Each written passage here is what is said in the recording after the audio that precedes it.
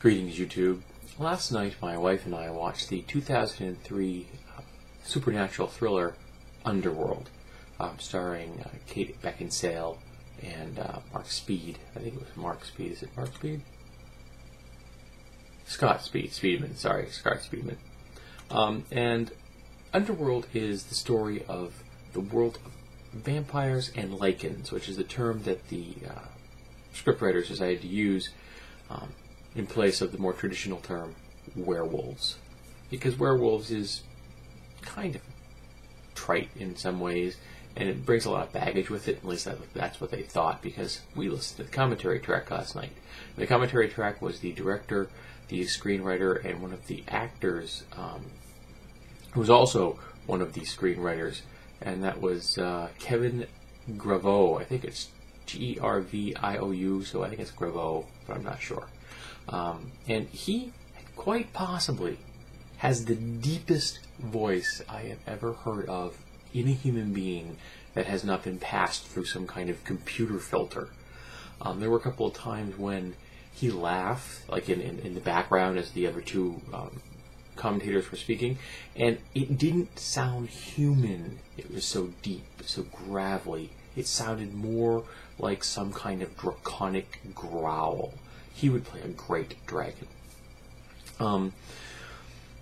Now, this was just a fun supernatural thriller. It was kind of taking a almost scientific look at werewolves and vampires. Vampires, for example, they had reflections. They aren't going to be shunned by garlic or crosses. They're harmed by sunlight, and they can be killed with physical weapons if you know how to do it, but they are incredibly tough, and they do live off of blood. And the lichens, the werewolves, they've always been a little more terrestrial, as they're just shapeshifters that are very difficult to kill unless you're using some kind of a silver weapon. So they were not too far from the traditional myths of werewolves. And the backstory here is that at one time the lichens were the vassals of vampires. They were the daytime protectors of their undead masters. And they revolted and decided to go off on their own to live their lives as werewolves. And the vampires, of course, have never forgiven them for this, so there's been a constant warfare for hundreds of years between these two different species or races of creatures.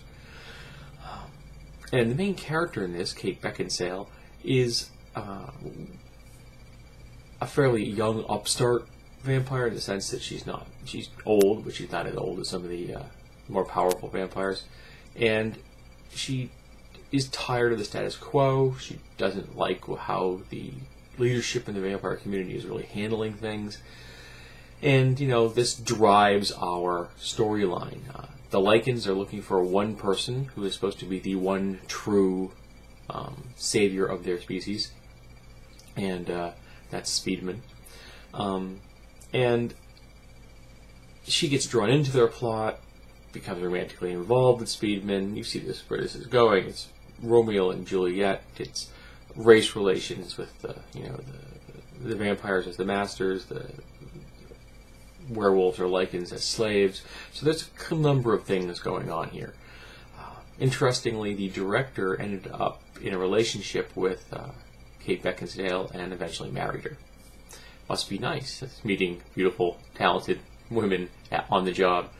Now, as a scientific version, this wasn't bad. It had a lot far fewer flaws than a lot of ways of looking at shapeshifters and vampires. So in that regard, I can kind of ignore a lot of things here. But there were things about this film that kind of bothered me on some level.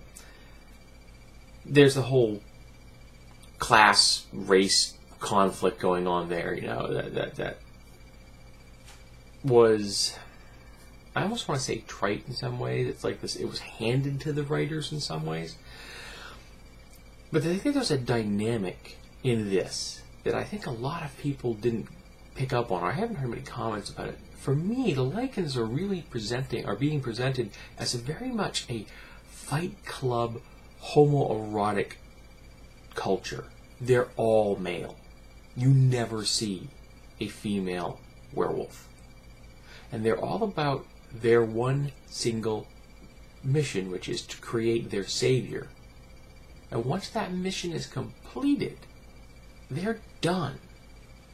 Whereas the vampires, they're very much into trying to reestablish privilege, to once again become the ruling class of the proletariat. So, I don't find the vampire sympathetic in the least. Not to mention, this film, and I'm apologizing for this, but this film showed me that vampires are dicks. And it isn't because they're dicks because they have to be. They're dicks because they like it. They're dicks because they want to be dicks. They enjoy pointless, petty, shallow, vindictive games with each other. It made me think of every single aspect of the Vampire the Masquerade role-playing game, and that I just shook my head. I'm like, wow, I want nothing to do with that. Just endless, pointless political infighting between different groups, all trying to vie for a little tiny slice of power over their compatriots, playing head games with each other just because they can, out of sheer, unfathomable boredom. Not to mention, they're all pretty people. Every single vampire in this film is attractive. It's like Abercrombie and Fitch vomited this cast up onto the screen. And it's all about looking good and making sure that everyone around you knows you look good. Concerned about fashion and political and physical posturing. It just made me think of every bad thing about vampires I could conceive of, rolled into a big ball and shoved into this film. Now, of course, Kate Beckinsale looks beautiful in this. She's a stunning woman, and they did an excellent job of enhancing her looks with costuming. And she's portrayed as a real badass, even though they use a lot of wire fu and things like that. So it's very wushu in their fighting style, and if that's cool, and they're supposed to be supernatural beings, I'm accepting that. But they also use firearms in a way that kind of bugged me, because firearms don't do what they do in this film.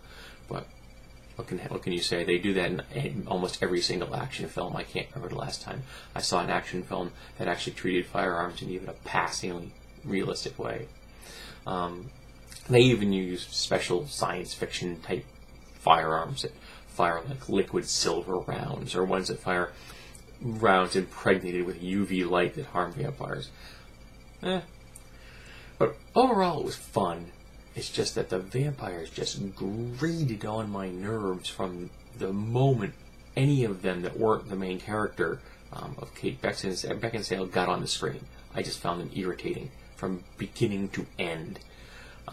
I enjoyed the werewolves a whole lot more. They seemed much more down to earth, much more approachable, much more I could sympathize with them. I could connect with them, even though they were very bestial, and they did a very good job of that. And the actor I mentioned, Gravo, who played one of the Lycans, and that very deep voice I mentioned, did an excellent job of portraying that incredibly berserker, animalistic, shapeshifter, barbarian warrior thing. Get that? He nailed that. So I had a good time watching it, and it was. I'm glad it's in my collection. And the commentary track was quite good. In fact, there's a second commentary track which I may listen to at some other date, which I think was done by the some of the technical people that worked on it. So that might be interesting. So if you like supernatural thrillers, I definitely would suggest seeing Underworld. But I just found those vampires so incredibly irritating.